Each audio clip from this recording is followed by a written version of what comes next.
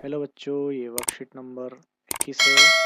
Worksheet number 21 में हम इस वीडियो में 5 वर्कशीट देखेंगे। वर्कशीट नंबर 21, 22, 23, 24 और 25 5 वर्कशीट देखेंगे।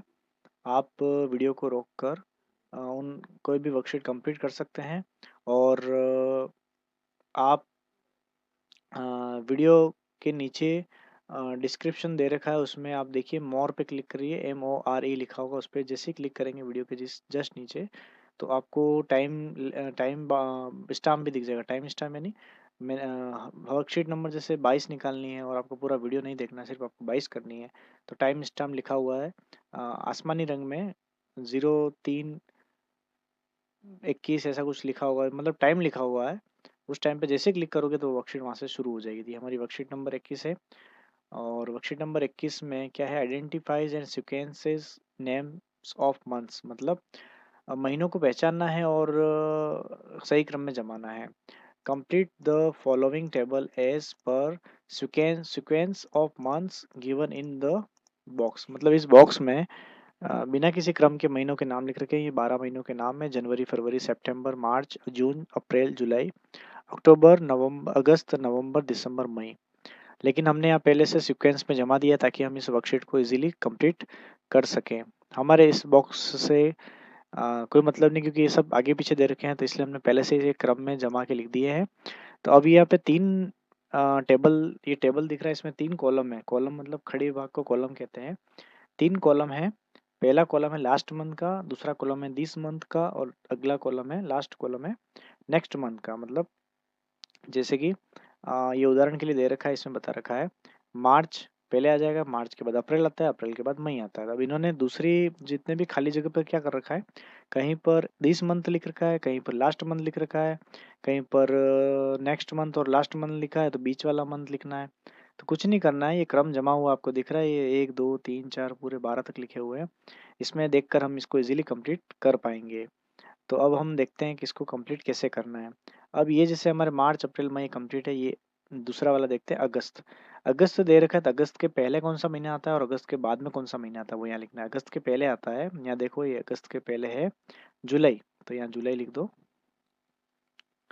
और अगस्त के बाद में क्या आता है, सितंबर, सितंबर लिख दो, SEPTEMBR सितंबर। अब दूसरा देखो जनवरी, बीच वाली खाली जगह, और फिर मार्च। जनवरी और मार्च के बीच में क्या आता है, फरवरी आता है, तो ये लिख देते हैं FEBRUARY, फेब्रुअरी। अब देखो 1 2 3 और 4, 4 महीने ऐसे दे रखे हैं जिनके आगे पीछे कुछ नहीं लिख रखा है, तो उनके आगे और पीछे वाले महीनों के नाम लिखने। जैसे जून है, जून से पहले आता है, जून से पहले आता है ये रहा मई, मई आता है जून से पहले, तो हमने लिख दिया मई। जून के बाद में आता है जुलाई, ये लिखा हुआ है देख लो इस क्रम में, जुलाई।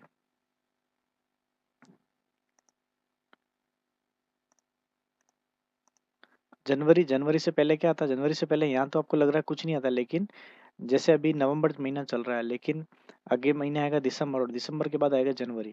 तो अगर कोई पूछे जनवरी से पहले क्या आएगा, तो जनवरी से पहले दिसंबर होता है। ये क्रम चलता रहता है, ये सर्कल जो है चलता ही रहता है। इसलिए ये नहीं कह सकते कि जनवरी के पहले कुछ नहीं आता है, या दिसंबर के बाद में जैसे जनवरी आता है वैसे ही जनवरी से पहले दिसंबर आता है। तो जनवरी से पहले हम यहाँ दिसंबर लिख देते हैं और जनवरी के बाद आता है फरवरी, FEBRUARY। आप इस लाइन में भी देख सकते हैं कैसे हुआ। ये रहा जनवरी, जनवरी के पहले हमने दिसंबर लिख दिया, ये रहा, और जनवरी के बाद फरवरी ये लिख दिया। अब ये नवंबर है, नवंबर के पहले क्या आता है, नवंबर के पहले अक्टूबर आता है, अक्टूबर, और नवंबर के बाद आता है दिसंबर, ये हो गया दिसंबर। सितंबर के पहले ये अगस्त आता है और सितंबर के बाद अक्टूबर, तो सितंबर के पहले अगस्त लिख देते हैं और सितंबर के बाद अक्टूबर लिख देते हैं। अब जून और अगस्त के बीच में क्या आता है, जून और अगस्त के बीच में जुलाई आता है।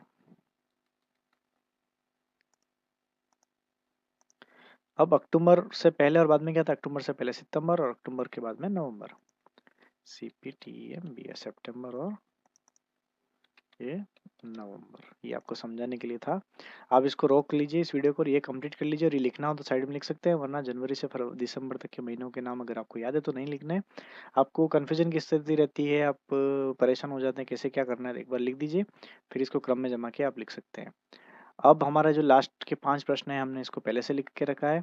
आपको इसमें देखना है कि इसको कैसे कंप्लीट कर रखे हैं। यहाँ पूछ रहा है पहला, is the third month of the year, तीसरा महीना कौन सा होता है साल का? पहला, दूसरा, तीसरा महीना मार्च होता है, हमने मार्च लिख दिया है। फिर पूछ रहा है, is the 10th month of the year, 10th का मतलब 10वां, साल का 10वां महीना कौन सा होता है? 10वां ईयर अक्टूबर, तो हमने अक्टूबर लिख दिया है ये। फिर पूछ रहा है तीसरा, is the 5th month of the year, साल का 5वां महीना कौन सा होता है? 5th मंथ ये रहा, 5वां, 5 लिखा हुआ, मई, तो हमने मई लिख दिया है। फिर चौथा है, is the second month of the year, second महीना, दूसरा महीना कौन सा होता है साल का? ये रहा दूसरा महीना, साल का दूसरा महीना होता है फरवरी, हमने फरवरी लिख दिया है। लास्ट है, is the 8th month of the year, आठवां महीना कौन सा होता है? आठवां महीना ये रहा अगस्त, हमने अगस्त लिख दिया है। अब इस वीडियो को रोको और ये कंप्लीट कर लो, एक बार इसको रोक लो और कंप्लीट करो। अब इसको रोक लो वीडियो को यहाँ पर और कंप्लीट कर लो।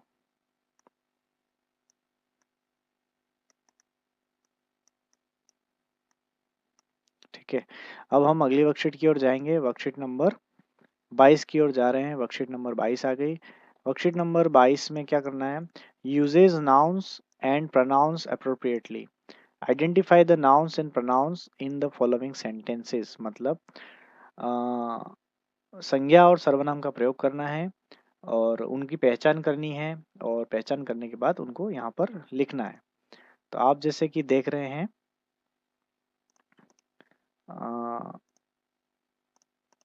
ये पहला सेंटेंस क्या कह रहा है? Rajesh is my friend, he likes to play, Rajesh मेरा दोस्त है, उसे खेलना पसंद है। अब देखो यहाँ तो ये सेंटेंस यहाँ पे फुल स्टॉप लग गया, ये दिख रहा होगा आपको, ये रहा full stop. Rajesh is my friend, Rajesh मेरा दोस्त है। फिर दूसरा सेंटेंस यहाँ से शुरू हो रहा है, वहाँ क्या लिखा है? ही लिखा है।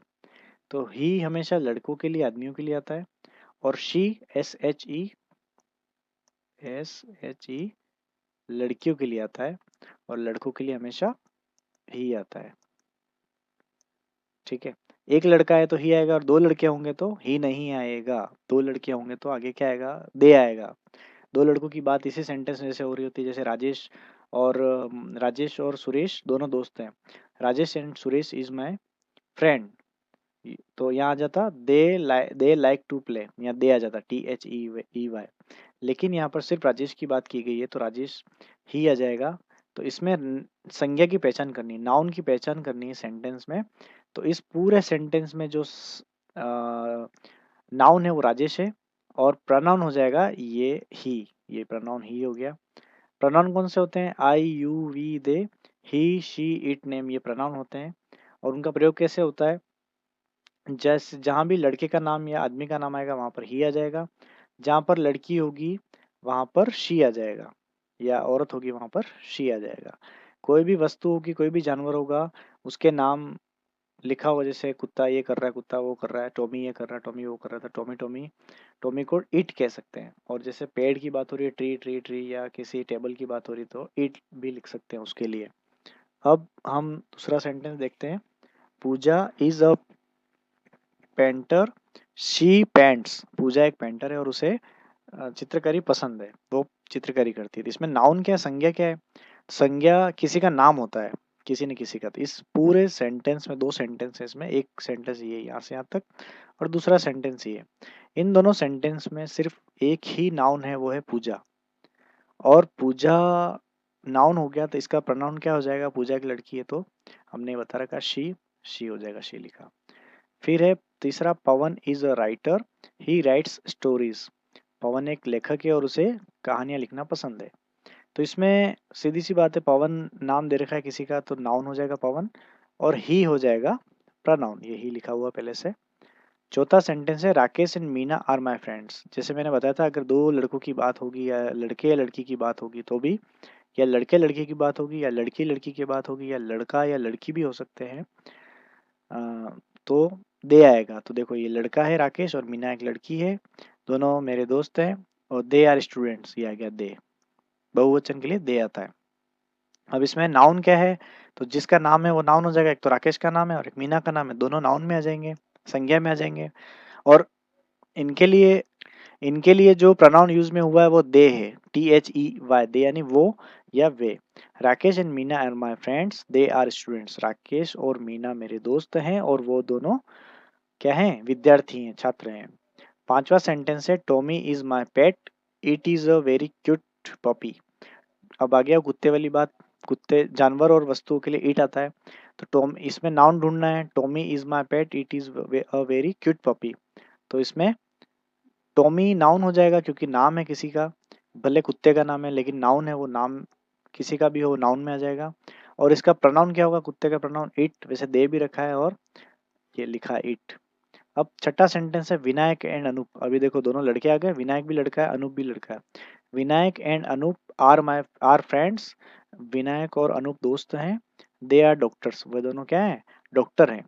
अब मैंने कहा था लड़के लड़कों का भी नाम आ सकता है, दोनों लड़के हैं। लड़की लड़की का नाम भी आ सकता है साथ में, और लड़का और लड़की का भी आ सकता है, मतलब दो के जोड़े में किसी का भी आ सकता है। तो दोनों नाम आ रहे हैं तो ये तो नाउन तो हो ही जाएंगे, दोनों नाम है, विनायक और अनूप दोनों किसी का नाम है, तो नाउन में आ जाएगा, ये नाउन में आ जाएगा, इस बॉक्स में आ जाएगा। और इनका प्रोनाउन क्या हो जाएगा, जब एक से ज्यादा हो जाएंगे तो वहां पर दे प्रोनाउन होता है। दे मतलब वो या वे भी कह सकते हैं। तो ये हमारी वर्कशीट थी, आप इसको कंप्लीट कर लीजिए। हम वीडियो रोकते हैं, थोड़ा सा मिटा देते हैं तो आपको देखने में ठीक रहेगा।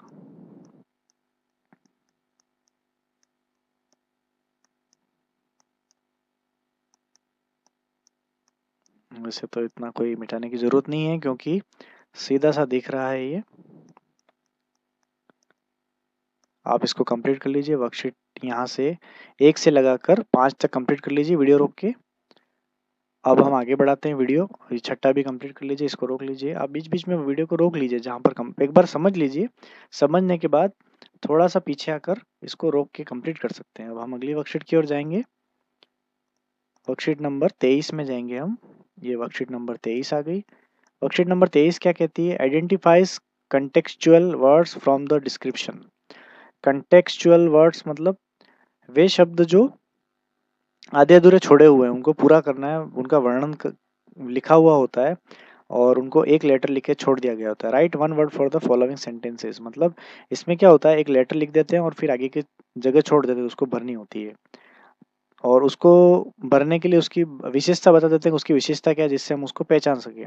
अब जैसे बोले हैं कि वो व्यक्ति जो सुई लगाता है, वो व्यक्ति जो हमारा इलाज करता है, उसे क्या कहते हैं, तो डो करके छोड़ दे, डो लिख के छोड़ दे तो हम समझ जाएंगे, जो इलाज करता है उसको डॉक्टर कहते हैं। वैसे इसमें भी यही है, पहला सेंटेंस है I use it to write on notebook. मैं इसका प्रयोग कॉपी में लिखने के लिए करता हूँ। सीधी सी बात है, पेंसिल भी कह सकते हैं और पेन भी कह सकते हैं। वैसे पेंसिल दिख रही है, आप पेन भी लिख सकते हैं और पेंसिल भी लिख सकते हैं। पी लिखा हुआ है इसलिए पी वापस नहीं लिखना है, पी के बाद की जो स्पेलिंग आएगी वो लिखनी है। दूसरा है कि I keep my books in it. मैं अपनी पुस्तकें इसमें रखता हूँ, सभी अपने पुस्तकें बस्ते में ही रखते हैं, ये BAG बैग नहीं बस्ता।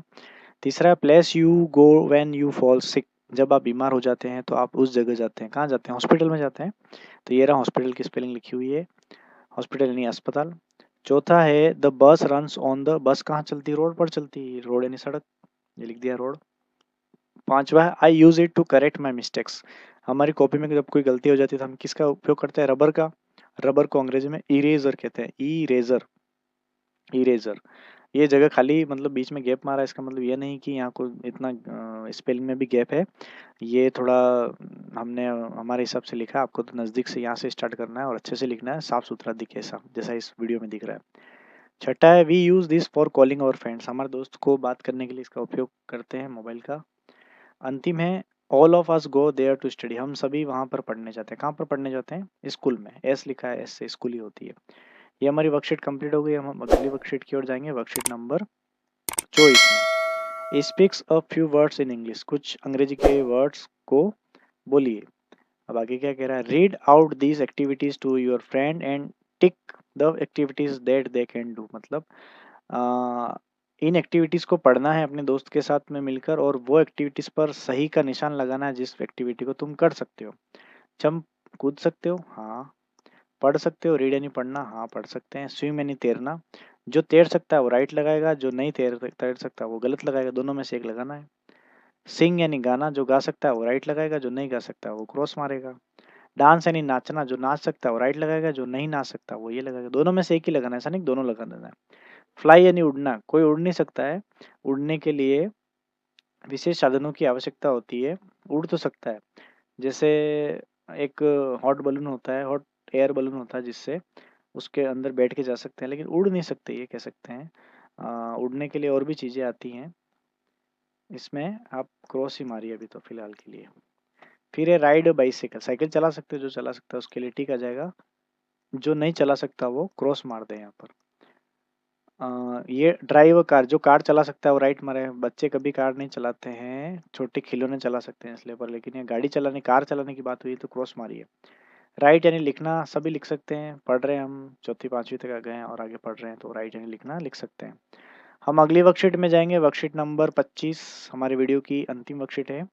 अगले वीडियो में 26 वर्कशीट से शुरू करेंगे। वर्कशीट नंबर 25 क्या बताती है? Carries out simple instruction in English. ये वर्कशीट 25 में क्या करना है? Carries out simple instructions in English.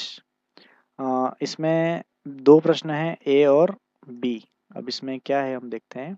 ए क्या कह रहा है? Let us play Mittu says follow the commands by your teacher and circle them. Mittu says, Mittu कहता है, मतलब टीचर जो आपको कमांड देंगे वैसे करना है, और सर बोलेंगे मिट्टू सेज, मिट्टू कह रहा है। अब मिट्टू क्या कह रहा है? Stand up. स्टैंड अप का मतलब खड़े हो जाओ, ये एक्टिविटी करनी है बच्चों को आपको। सिट डाउन, सिट डाउन का मतलब बैठना, बैठ जाओ। टच योर एल्बो, अपने कोहनी को छुओ। ब्लिंक योर आइज, अपनी आंखों को, पलकों को झपकाओ। रेज योर हैंड, अपना हाथ खड़ा करो। टच योर हेड, अपने सर को छुओ। ये हमारे ए प्रश्न हो गया। अब बी प्रश्न क्या कह रहे हैं? Shout out and write the correct command in the box. मतलब चार कमांड दे रखे, निर्देश दे रखे हैं। Jump, run, bow down, raise your hand. Jump का मतलब कूदना, रन का मतलब भागना या दौड़ना, बो डाउन का मतलब नीचे झुकना, और रेज योर हैंड का मतलब अपना हाथ खड़ा करो। हमारे पास चार प्रश्न हैं। Rohan is attacked by the bees. Rohan को मधुमक्खियों ने अटैक किया तो क्या करेगा? मधुमक्खियों ने अटैक किया तो क्या करेगा भाई? दौड़ेगा, run. Reema wants to ask a question in class. Reema प्रश्न पूछना चाहती है तो रेज योर हैंड, अपना हाथ खड़ा करेगी। तीसरा है सविता ड्रॉप्ड सम पेजेस। का सविता ने कुछ पत्ते नीचे गिरा दिए तो क्या करेगी? वो नीचे झुक कर लेगी, तो बोर्ड डाउन का मतलब नीचे झुकना। चौथा है वरुण फाइंड्स अ पडल ऑन हिज वे। वरुण को सड़क पर गड्ढा दिखा तो क्या करेगा? बचने के लिए कूदेगा, कूद कर आगे जाने की कोशिश करेगा, तो जंप। ये हमारी वर्कशीट 25 है। ए प्रश्न में कुछ नहीं करना है, जो भी ये कमांड लिख रखे हैं इनको बोलकर वैसा करना है। जैसे स्टैंड अप, खड़े हो जाओ, सिट डाउन, बैठ जाओ, टच योर एल्बो, अपने कोहनी को छुओ। ब्लिंक योर आइज, अपनी पलके आंखें झपकाओ। रेज योर हैंड, अपना हाथ खड़ा करो। टच योर हेड, अपने सर को छुओ। और बी प्रश्न में ये हमने कमांड लिख दिए हैं, अब इसको कंप्लीट कर लीजिए। वीडियो को रोक लीजिए यहाँ पर। अब हम हमारा वीडियो यहाँ पर समाप्त करते हैं। हमारा वीडियो अगर अच्छे लगे हों तो इसको लाइक करो और सब्सक्राइब ज़रूर करो चैनल को। चैनल के पास में एक छोटी सी बटन और होगी, घंटी। उस घंटी को दबाओगे तो आपको कोई भी वीडियो मिस नहीं होगा। थैंक यू बच्चों।